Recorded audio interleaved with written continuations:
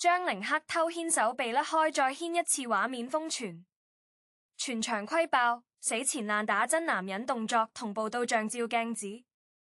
那則不過10幾秒的側拍短片，像火石子投入原本平靜的內魚湖面，漣漪卻以驚人的速度向外擴散，幾乎是瞬間便席捲了所有社交平台。畫面裏的光線帶着活動後台特有的昏黃與凌亂，人聲嘈雜。工作人員像潮水般在狹窄的走道間穿梭，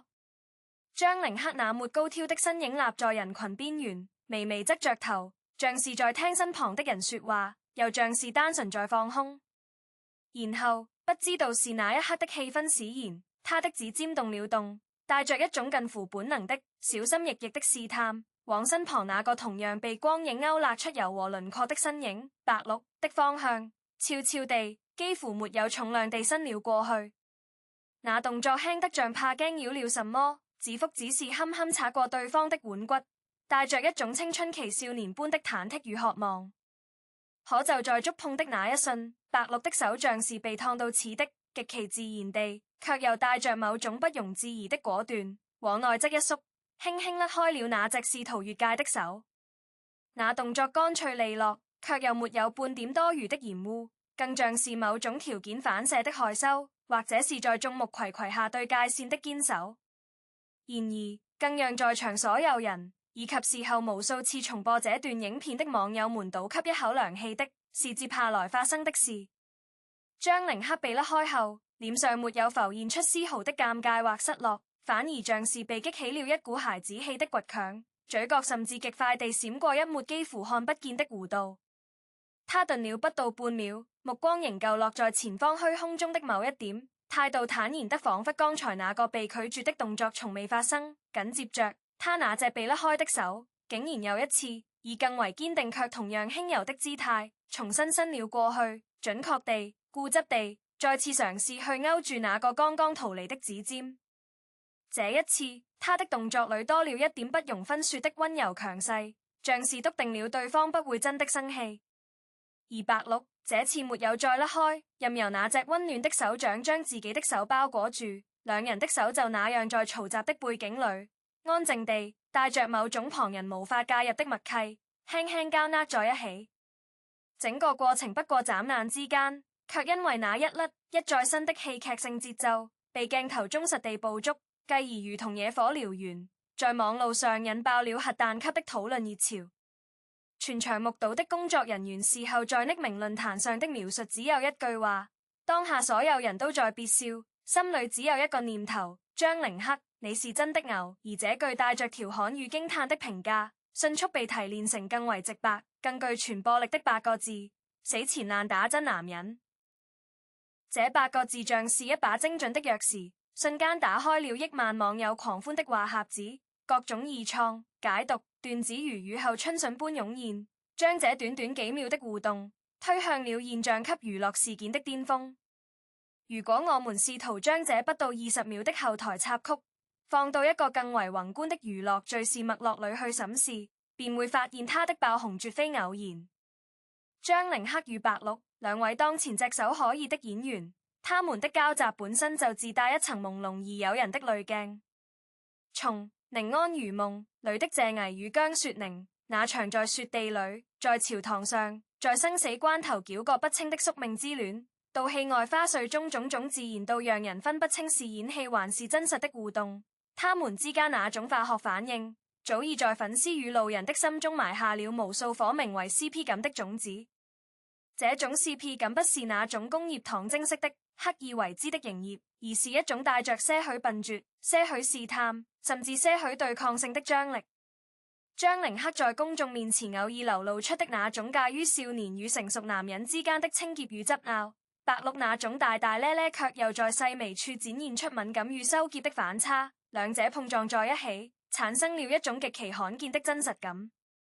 而這次偷牽手被甩開的畫面，就像是將這種真實感從幕後的夾縫中硬生生熨到了聚光燈下，讓所有人窺見了那層角色濾鏡之下，屬於演員本人最即時、最不設防的情感流動。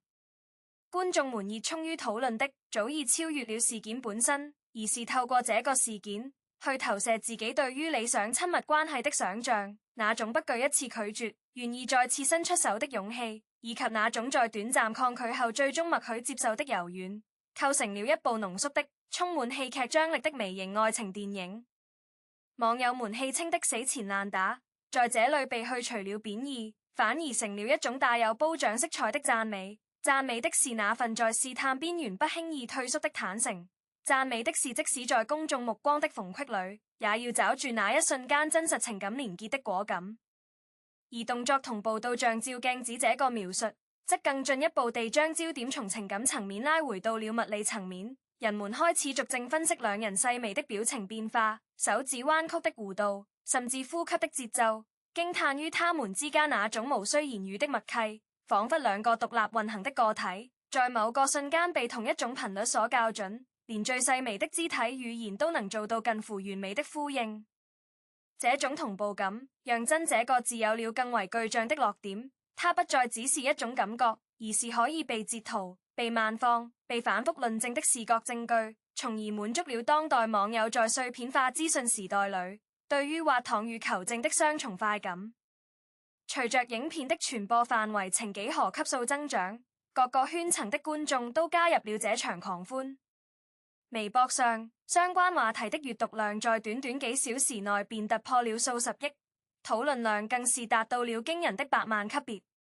實時廣場上幾乎每秒鐘都有新的動態刷新，有人將這段畫面與他們在寧安如夢宣傳期時那段著名的躲藏式比心片段剪輯在一起，形成一個完整的張凌克追求三部曲。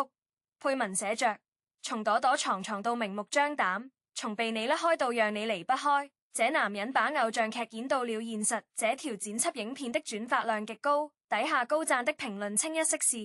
內如活人，果然還是真情實感最好夾。另一些人則將目光投向了白鹿的反應，他們截取了白鹿在被第二次牽住手時那個幾乎難以察覺的嘴角肌肉微微鬆動的瞬間，放大調亮，再逐正分析，得出結論：姐姐根本沒有真的生氣。那一下甩手分明是害羞到了極點的下意識反應，你看他後面整個人都軟下來了。這種微觀層面的解讀，讓整個事件變得如同一場公開的心理學實驗，每一個被放大的細節都成了支持某一方論點的證據。與此同時，抖音和小紅書等短視頻與種草平台上，更是掀起了一股模仿潮，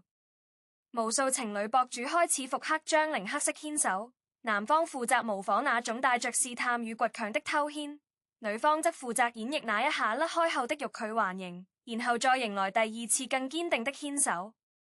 一時間，被甩開後再牽一次成了情侶間驗證感情的一種趣味遊戲，仿佛只有經歷過這樣一來一回的微小考驗，才能證明那份牽手的決心與重量。就連一些向來以毒舌著稱的營銷號，這次也難得地收起了尖銳，用一種近乎說書人的口吻調侃道：什麼叫有效互動？這就是沒有摟腰抱腿的油膩，沒有當眾親吻的驚悚，就靠一隻手伸出去，收回來，再伸出去。內如偶像劇的編劇都該來學學什麼叫留白的藝術。當然，任何一場網路狂歡都不可能只有單一的聲音，在一片嚇到了的呼聲之外，也開始出現了理性甚至略帶質疑的討論。有人認為過度的解讀與慢放，實際上是在對演員進行另一種形式的隱私窺探，將他們不自覺流露出的瞬間行為架構成一部符合大眾期待的愛情連續劇。這對於演員本人而言，或許是一種甜蜜的負擔，甚至是一種潛在的壓力。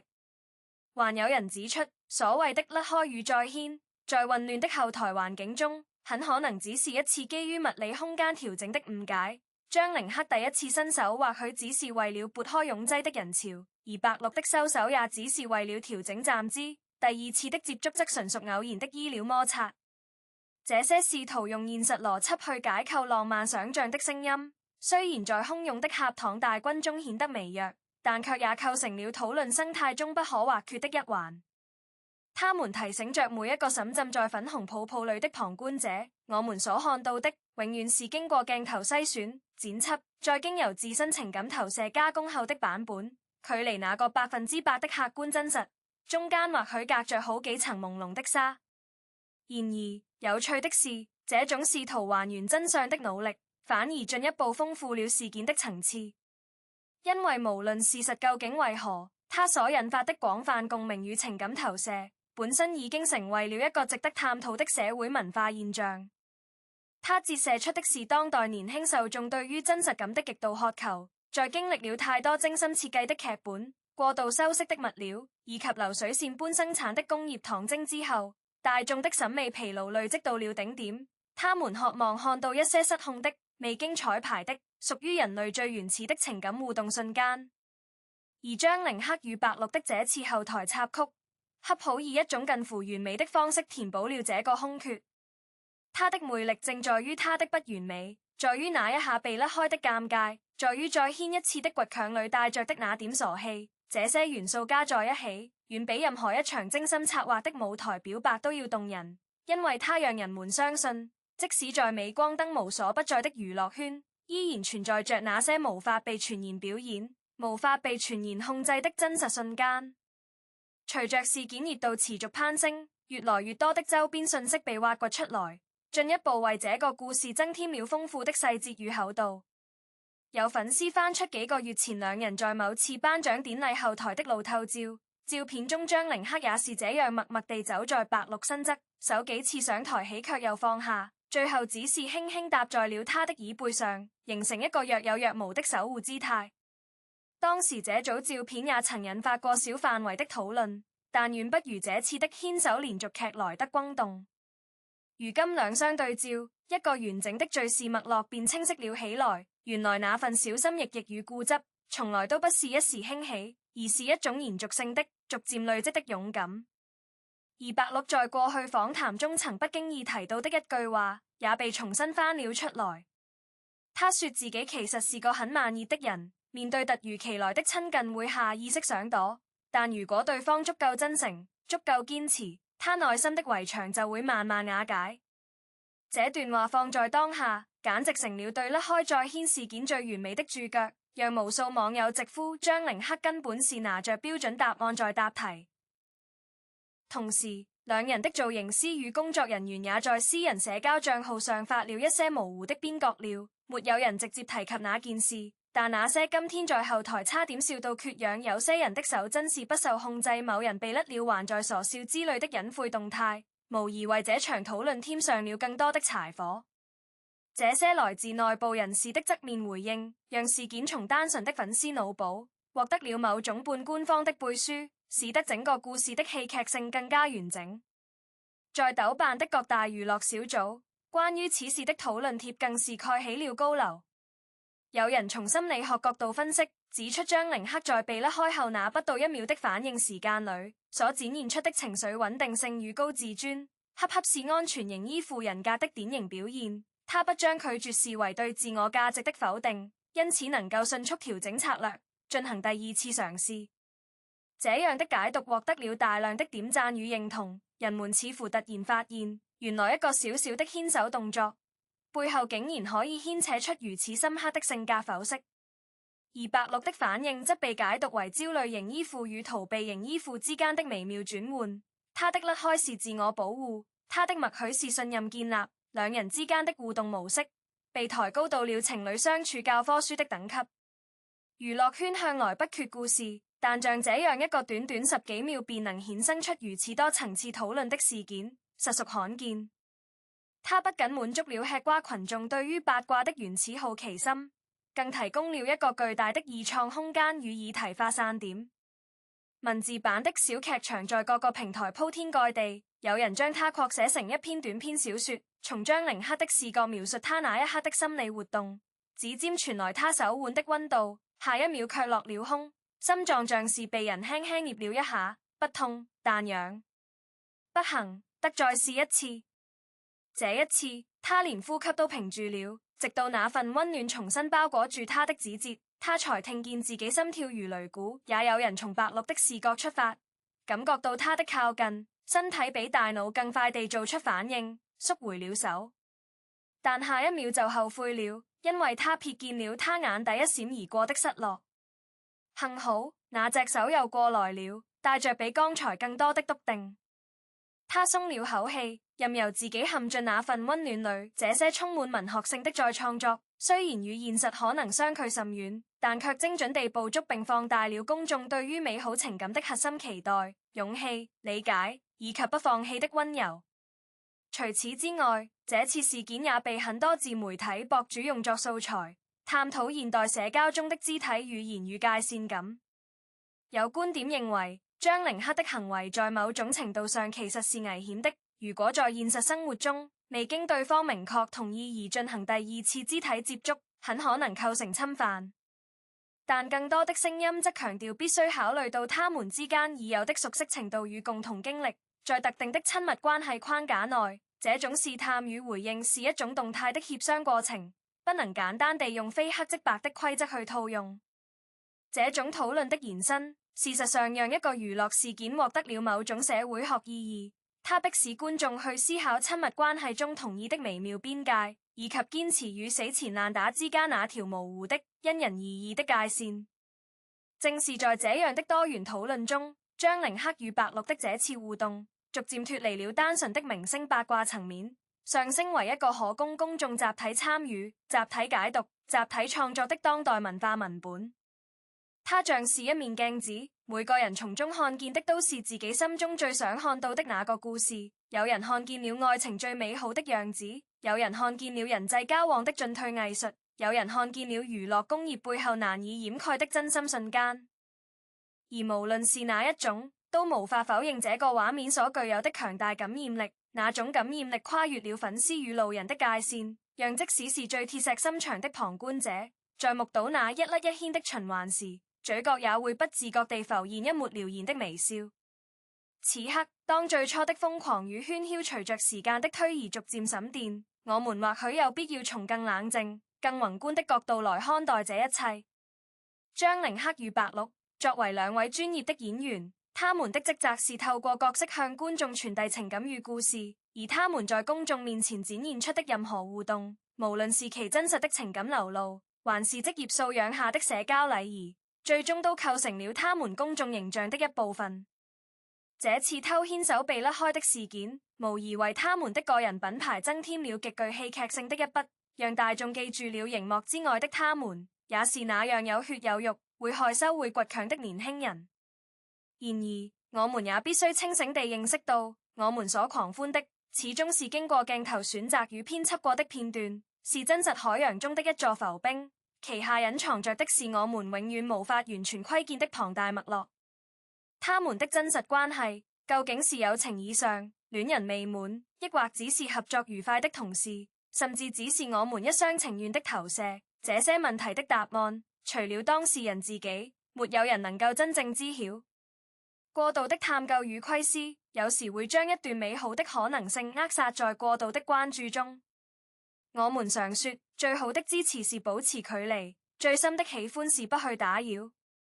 對於張凌克與白鹿，我們可以欣賞他們在作品中的默契，可以為他們戲外自然流露的溫暖互動會心一笑，但我們也應該為他們保留足夠的私人空間，讓他們能夠在沒有壓力的環境下，去自由地發展任何一種他們選擇的關係。網路上那些善意的調侃與死纏爛打真男人的讚美，本質上是大眾對於真誠情感的向往與鼓勵。這份心意本身是美好的，它證明了在這個常常被虛假與算計充斥的時代，人們依然願意相信那些笨拙卻勇敢的瞬間。但美好的心意若失去理性的邊界，也可能轉化為無形的負擔。我們要做的是守護那份相信，而不是將自己過度的期待強加於兩個真實的人身上，讓他們可以自在地做自己，可以隨心所欲地牽手或放手，不必為了滿足大眾的期待而表演任何一種關係，這才是對他們最大的尊重與愛護。同樣地，對於參與這場討論的每一位網友而言，這次事件也提供了一個有趣的自我觀察窗口。我們為何如此熱衷於此？我們在他們的互動中投射了怎樣的自身渴望？我們是否能從這場集體狂歡中學到一些關於勇氣、界線與真誠的功課，從而反哺到自己的現實生活中？或許下一次當我們在現實中面對類似的試探與猶豫時，我們會想起張凌克那再新一次手的倔強，然後從中獲得一點鼓勵，去勇敢地找住屬於自己的幸福。又或者我們會想起白鹿那果斷的甩手，提醒自己在任何關係中都要堅守自己的節奏與舒適區，不因為外界的起哄而迷失自我的感受。這或許才是娛樂事件所能帶給我們最珍貴的啟示。它不僅是茶餘飯後的消遣，更是一面映照自身情感模式與價值觀的鏡子。在未來的日子裡，無論張凌克與白鹿之間的故事會如何書寫，是繼續以朋友相稱，還是發展出更深刻的情誼，抑或只是回歸到普通的工作夥伴，我們都應該以一種平和而開闊的心態去見證。畢竟每個人的生命都是一本獨一無二的書，我們身為讀者，有幸瞥見了其中一個精彩的章節，便已足夠幸運，不該再去貪心地要求作者按照我們的意願去安排後續的情節。讓故事的歸故事，讓現實的歸現實，讓我們在熒幕這端帶着笑意與祝福，安靜地翻過這一頁，然後期待他們在作品裡為我們帶來更精彩的演繹，那才是演員與觀眾之間最健康、最長久的連結方式。而對於那些依然沉浸在牽手畫面中久久無法自拔的朋友們，不妨就讓那份感動留在心中，化為對生活本身更飽滿的熱情。畢竟最精彩的戲劇永遠不在熒幕裡，而在我們每一個人真真切切、有笑有淚的真實人生裡。我們所能做的，就是在虛構與真實之間找到那個最舒適的觀賞位置，既享受故事帶來的悸動，也不忘腳下所站立的現實土地，以一種既投入又抽離的智慧去品味這一切。最後，我想以一種更為理性與和平的態度，為這場喧嘩了一個多禮拜的討論做一個並非終點，而是轉折的注解。我們都身處一個資訊爆炸且情緒容易被集體裹挾的時代，任何一凈畫面、一段幾秒的影片，都有可能被迅速放大，成為億萬人共同參與的情感事件。這本身沒有好壞，它只是當代傳播生態的一種必然現象。然而，在享受這種集體敘事所帶來的參與感與娛樂性之餘，我們更應該時時刻刻保持一份清醒的自覺。我們所追逐的、所感動的、所為之爭論不休的，很多時候其實是我們自身情感的影射，是我們對於純粹、勇敢與美好的嚮往，藉由公眾人物的片刻行為找到了寄託的載體。這份嚮往是極其珍貴的，它不該因為過度的解讀而變得尖銳，也不該因為不切實際的期待而變質成壓力。張凌克與白鹿，他們首先是擁有獨立人格的個體，其次才是服務於公眾的演藝工作者。他們有權利在不違反法律與道德的前提下，自由地決定如何與他人相處，如何處理自己的情感。作為旁觀者，最好的姿態或許是在看見美好時不吝嗇掌聲與笑容，在真相未明時不妄加揣測與斷言，在熱情高漲時不忘記保留一份理性的距離。我們的每一次點讚，每一條評論，其實都是在參與塑造這個娛樂生態的風氣。如果我們能夠以更多的善意、更少的惡意，以更多的理解、更少的偏見，以更多的欣賞、更少的窺探，去對待每一位公眾人物，那麼這個生態最終反饋給我們的，也將會是更多真誠而動人的瞬間。反之，如果我們縱容自己審尿於無止境的放大檢視與情感勒索，那麼最終只會讓所有人學會戴上更厚重的面具，將那些本來或許可以自然流露的真實，深深地藏匿起來，那將是所有人的損失。所以，讓我們一起做一個有溫度也有邊界的觀眾，在熒幕前為每一個心動的瞬間喝彩，在熒幕後則回歸到各自充實而忙碌的生活。用那8個字死纏爛打真男人當作一個善意的玩笑，而不是一個評判的標籤；用動作同步像照鏡子當作一份對默契的驚嘆，而不是一份要求永遠同步的契約。讓花成花，讓樹成樹，讓張凌克成為張凌克，讓白鹿成為白鹿，讓他們之間的故事，無論走向何方，都能保有最初那份不經意的美好。而我們這些有幸見證了這一幕的觀眾，則帶着這份美好所給予的啟發，去更勇敢地，也更溫柔地對待自己生命中那些值得伸出又收回、收回又再伸出的手。願我們都能在理性與感性之間找到那個最佳的平衡點，讓吃瓜不僅是一種娛樂，更是一種學習。學習如何尊重他人，如何理解複雜，如何在喧囂中守護自己內心的平靜。畢竟，真正的成熟不是在每一場狂歡中都搶至麥克風，而是在高潮退去後依然能面帶微笑，平靜地說一聲我看過了，我感動過了，然後我繼續好好地過我的生活了。這或許就是圍觀一場娛樂事件所能留給我們最雋永的禮物。